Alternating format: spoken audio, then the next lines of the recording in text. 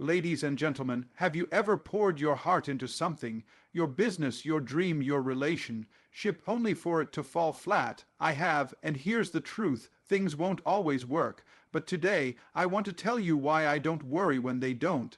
And it's not because I'm special. It's because I've learned something powerful, inspired by a man who turned his life from the trash can to the cash man, Myron Golden.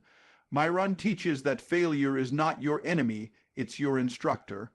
Every time something doesn't work, it's giving you data. It's telling you what to improve, what to tweak, and what to try next. Failure is feedback, not a full stop. Just because your last launch flopped or your pitch didn't land doesn't mean you are a failure. Myron says you were born rich. That means your value comes from who you are, not what just happened. My worth, and yours, is never on trial because of a temporary setback. Failure is one of those words that people dread. It stirs up memories of disappointment, missed opportunities, and the sting of unmet expectations. But what if we've been taught to view failure the wrong way? What if, instead of something to avoid, failure was actually one of our greatest teachers?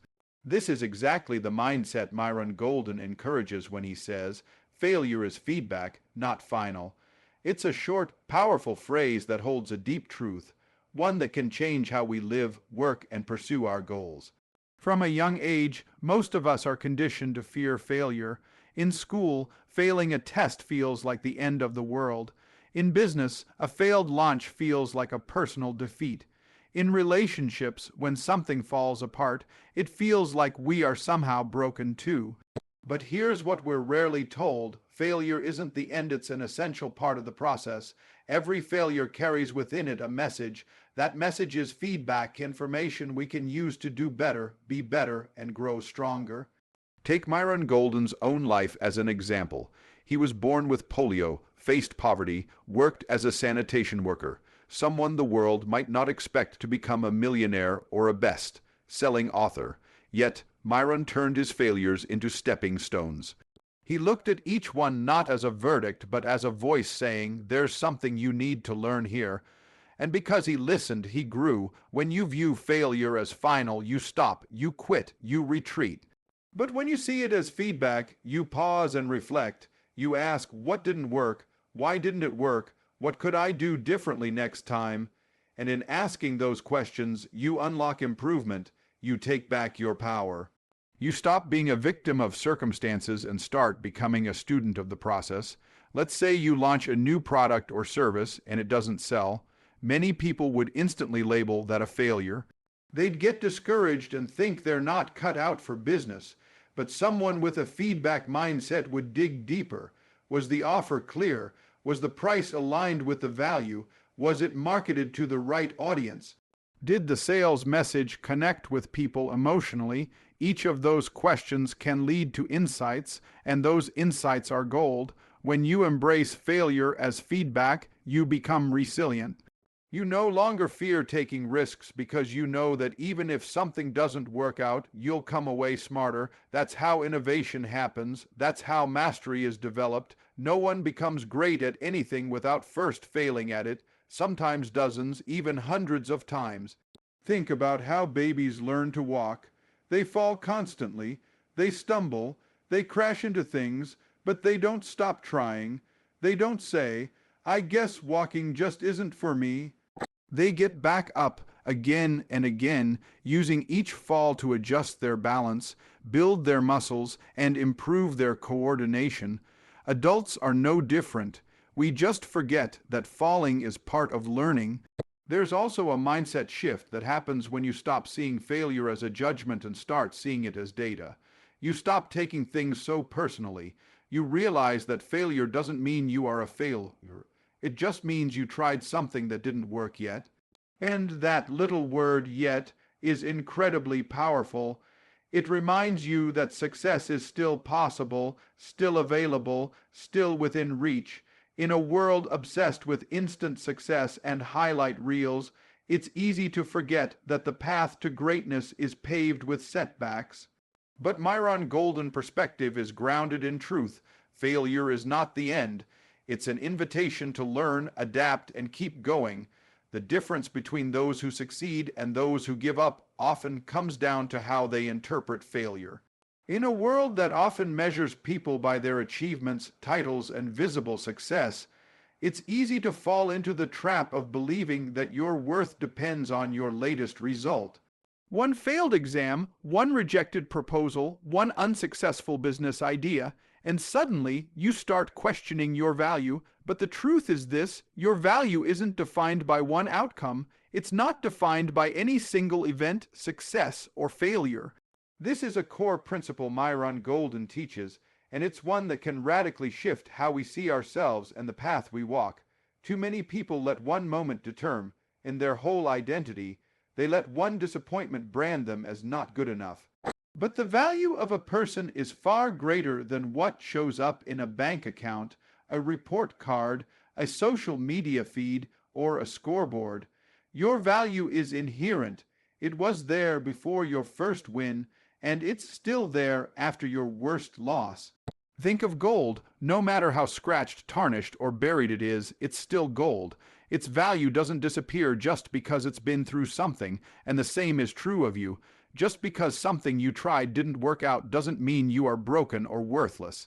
One setback doesn't erase your potential, your gifts, your character, or the unique contribution you can bring to the world.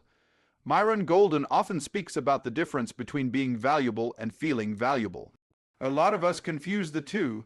When life is going well, when people are praising us, when we're achieving goals, we feel valuable. But when things fall apart, we start to feel invisible, unimportant, or incapable. That feeling, though powerful, is not the truth. Feelings are fleeting and often based on circumstances, but your actual value doesn't rise and fall with the stock market of public opinion or personal success. When you tie your worth to outcomes, you set yourself up for an emotional roller coaster. You win and you feel great, you lose and you feel crushed, but life isn't that simple, and neither are you. You are more than your wins and losses. You're more than your job title, your resume, or your income. Who you are at your core, the part that can love, lead, create, serve, and grow is always there. It doesn't go away when you fail. In fact, failure often reveals your true strength, resilience, and depth of character. Think about people you admire. Do you admire them because they're perfect and have never failed? Or do you respect them because they kept going when things didn't go their way? Because they bounced back from disappointments? Because they stayed kind, generous, and grounded in the midst of pressure? That's what makes someone truly valuable, not a string of perfect outcomes, but the way they carry themselves regardless of what happens. Myron often shares how he went from being a sanitation worker to building a multi-million-dollar business.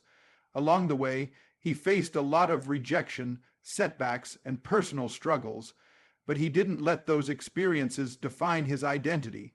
He believed that his intrinsic value, his creativity, faith, ideas, and calling were still intact even when life said otherwise. That belief is what helped him grow, innovate, and lead with confidence. You have to remember this: the outcome of one event doesn't determine the outcome of your life. So what if you had a bad launch? So what if someone said no? So what if you didn't hit your goal this quarter? That one moment is just a single step in a much longer journey, and if you can separate your worth from your results, you'll find the courage to keep showing up, to keep learning, and to keep moving forward. The world will always have opinions. People will celebrate you when you win and sometimes ignore you when you struggle. But don't let the applause or the silence define your value. Instead, root your identity in something deeper: your God-given purpose, your commitment to growth, your unique voice, and your ability to keep going even when it's hard. There are times in life when we pray, plan, and prepare, yet what we hope for still doesn't happen. The job offer doesn't come, the business doesn't take off, the relationship ends, the breakthrough feels just out of reach. In those moments, it's easy to feel frustrated, discouraged, and even forgotten. We start to wonder if what we're pursuing is ever going to happen, or if maybe it wasn't meant for us at all. But as Myron Golden often reminds us, God's delay is not God's denial. It's a simple truth, but one that carries deep power. Delay does not mean the answer is no. It doesn't mean God is ignoring you. It doesn't mean your dream is dead. Sometimes a delay is just a pause in the plan, a moment in the process where preparation is happening, even if you can't see it. What looks like inactivity on the outside could actually be divine activity behind the scenes. We live in a world of instant results. We're used to fast answers, quick downloads, same-day shipping, and immediate gratification. But God doesn't operate on our timeline. He's not in a rush. His timing is perfect even when it feels late to us. And sometimes the waiting is not about the destination. It's about the transformation happening in us while we wait. When something we want is delayed, it can feel like rejection, but in truth, delay often protects us. It gives us time to develop the character, strength, and wisdom we'll need once the blessing arrives. If God gave you everything you asked for the moment you asked for it, you might not be ready to handle it. Myron Golden talks about this often, how success without preparation can become a burden, not a blessing. That's why delays are sometimes divine detours meant to grow you, not grind you down. Think of the story of Joseph in the Bible. He had a dream of leadership, but before he ever reached the palace, he was thrown into a pit by his brothers, sold into slavery, falsely accused, and put in prison. It would have been easy for Joseph to believe that his dream had been denied, but it hadn't been. It was just delayed, and that delay was necessary. In those years of waiting, God was shaping his character, developing his leadership, and placing him in the right position at the right time. When the moment finally came, Joseph was ready, not just to rule, but to serve and to save others. Many of us have experienced something similar. Maybe you didn't get that job you desperately wanted, and then months later, a better opportunity opened up, one that aligned more with your values and skills. Maybe a relationship didn't work out, and you were devastated, only to later meet someone who truly saw and respected you. In the moment of delay, it's hard to see the purpose, but looking back, you realize that what felt like a setback was actually a setup. Delays also test your faith. They ask, will you still trust when you can't trace what God is doing? Faith isn't proven in the moments when everything is going right. Faith is forged in the quiet, uncomfortable waiting rooms of life. That's where your roots grow deep. That's where your trust is refined. And often, the deeper your roots, the greater your capacity to handle the fruit that will come later. One of the most powerful things you can do during a season of delay is to keep showing up, keep doing the work, keep preparing, keep sowing the seeds even when the harvest hasn't arrived yet. As Myron Golden teaches, action and faith go hand in hand. You don't wait passively, you wait expectantly with movement, with discipline. Problems are often seen as obstacles, something to avoid, something that causes stress, frustration, or failure.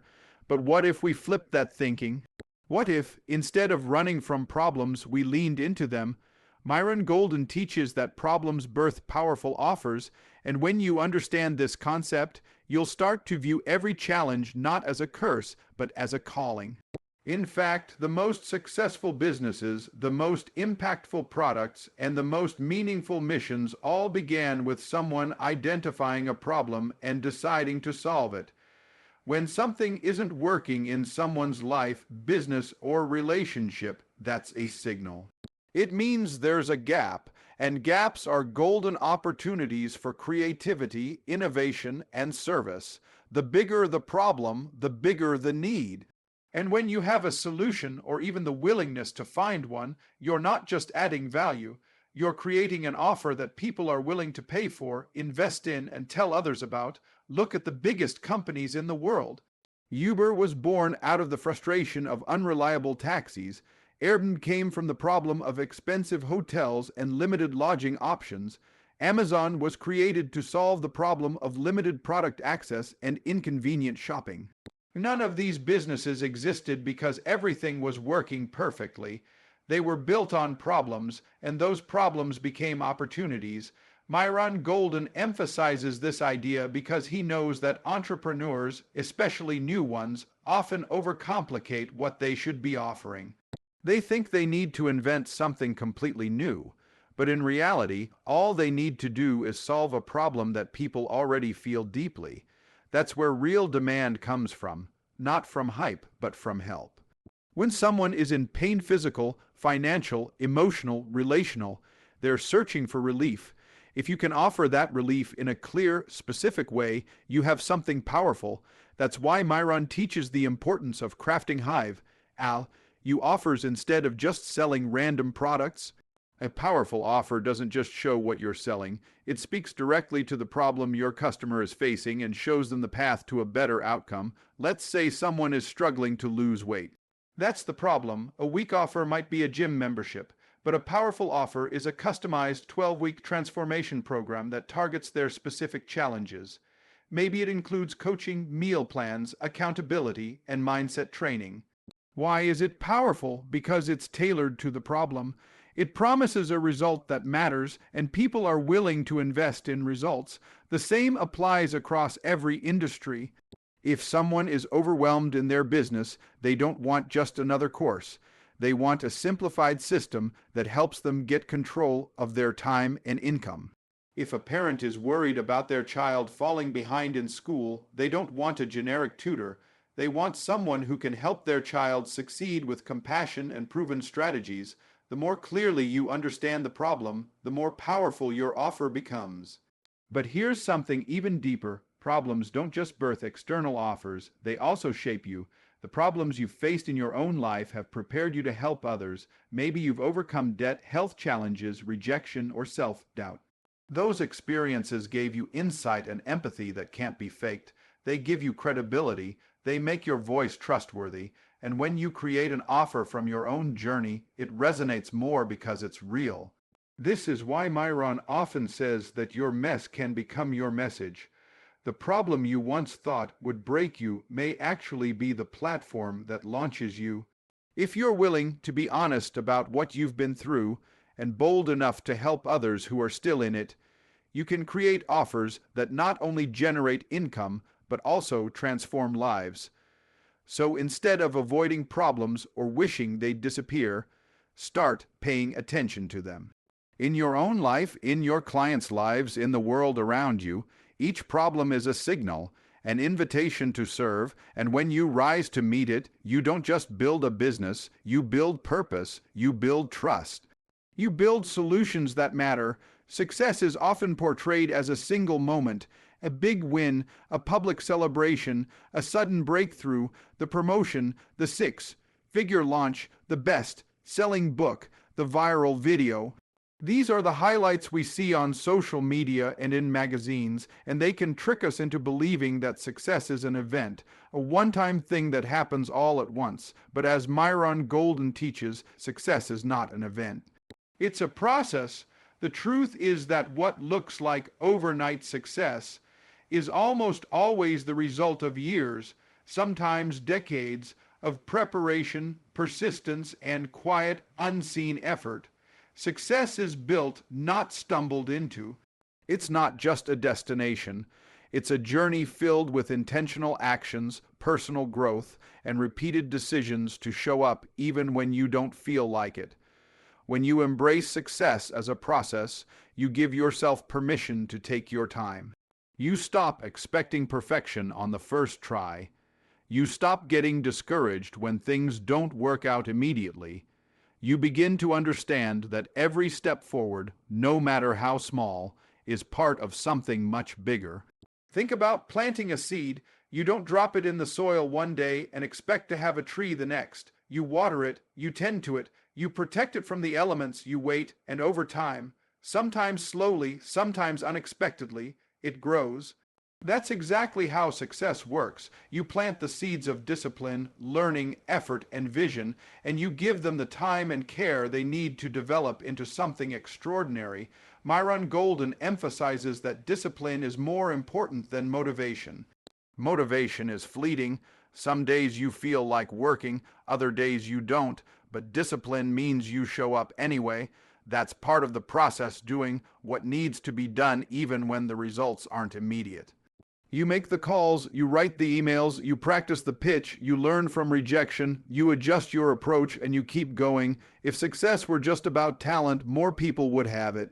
But it's not. It's about resilience. It's about the willingness to do the boring stuff over and over again until you get really good at it. It's about continuing to build when nobody's clapping, when the bank account doesn't reflect your effort yet, when your audience is small, and your results are still taking shape. One of the most powerful things you can do is fall in love with the process itself. Not just the rewards, not just the destination, but the journey, the late nights, the early mornings, the lessons, the growth, because the process is where you become the person who can handle the success you're aiming for. Sometimes the reason your success hasn't come yet is because there's still some internal work happening. You're being prepared mentally, emotionally, spiritually for the next level. Success requires more than just skill, it requires capacity. You have to become the kind of person who can lead, manage, serve, and grow under pressure, and that kind of character is only developed through process. When you stop seeing success as a one-time event, you also become more graceful with yourself. You stop beating yourself up for not being there yet. You begin to trust the timeline, knowing that each season of effort is moving you closer to your goal. The false idea that you should have made it by now loses its power over you. Instead, you focus on becoming better today than you were yesterday. This perspective also helps you appreciate others more deeply. Instead of envying someone else's success, you start to understand the process they went through to get there. You respect their journey because you know it wasn't instant, and you find encouragement in knowing that you're on your way too. Myron Golden often says that the key to building wealth or any meaningful kind of success is consistency. Doing the right things the right way over time. If you stay in the process long enough, results will come. They may not show up when you want them to, but they'll come because consistency compounds. So don't look for one moment to define your success. Look at the habits you're building. Look at the person you're becoming. Look at the value you're creating. That's where the real success is. The money, the recognition, the accolades, those are just milestones. The true success is found in your daily discipline, your growth, and your ability to stay committed to the process long after the excitement wears off.